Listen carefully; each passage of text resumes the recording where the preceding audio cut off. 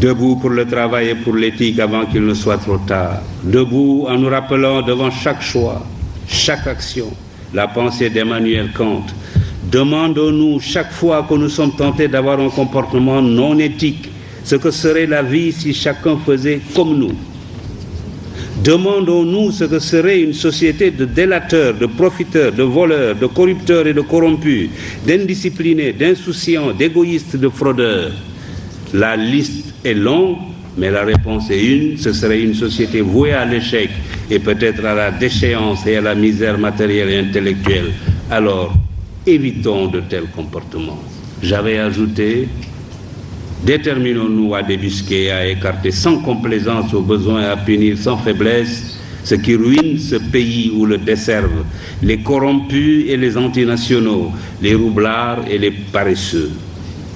Cultivons l'honnêteté et le courage au travail, que chacun au poste où il est, du ministre au planton, du chef d'entreprise aux manœuvres, considère comme reposant sur ses seules épaules le destin de la nation. Inventons un système qui ne récompensera désormais que la compétence, le travail et la probité. La vérité est que, à cette époque, j'avais constaté que le Sénégal avait fait, depuis qu'il avait accédé à l'indépendance, ensemble avec l'ancien Soudan français, 2 faux départs. Le premier a été constitué par la rupture de la Fédération du Mali.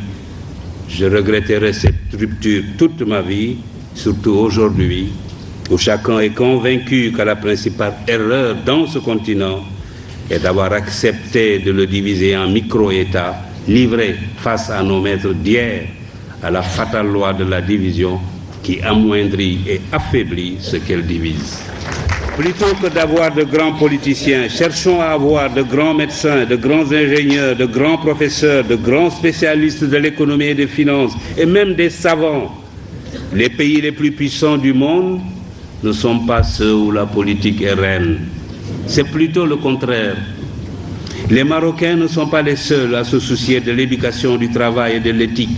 L'Asie du Sud-Est, les organisations internationales et même les pays développés ont décidé de s'engager sur la voie de l'éthique. Des comités et des commissions commencent à se dresser un peu partout comme des sentinelles de la vigilance morale sur les routes de la recherche scientifique et technologique, de la gouvernance, de l'entreprise, du négoce, du sport et de toutes les activités humaines. Leur mission consiste à informer, éduquer, prévenir, enquêter, proposer des remèdes ou des sanctions aux organes compétents. L'éthique est désormais enseignée dans plusieurs universités, écoles et instituts. Il nous faut participer à ce mouvement. Il faut alors que dans nos institutions, dans nos organes, nos administrations, nos ateliers et nos bureaux, partout, suivre cet exemple. Il faut que triomphe l'éthique au Sénégal. L'université Cheikh Anta Diop doit donner l'exemple. Le pouvoir est fait pour servir. Il est passager. L'argent ne sert qu'à satisfaire les besoins. Au-delà, il est inutile. La deuxième condition du règne de l'éthique, c'est l'éducation. Il est indispensable que nos enfants et nos petits-enfants bénéficient d'une bonne éducation. Tous mes amis des pays émergents me le disent, la clé de leur réussite, c'est l'éducation.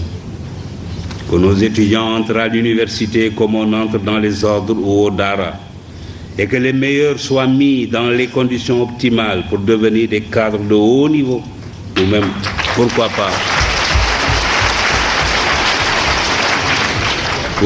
pourquoi pas, comme je le disais tout à l'heure, des savants. Bien sûr, cela nécessite la réhabilitation de la fonction technique au détriment de la fonction politique.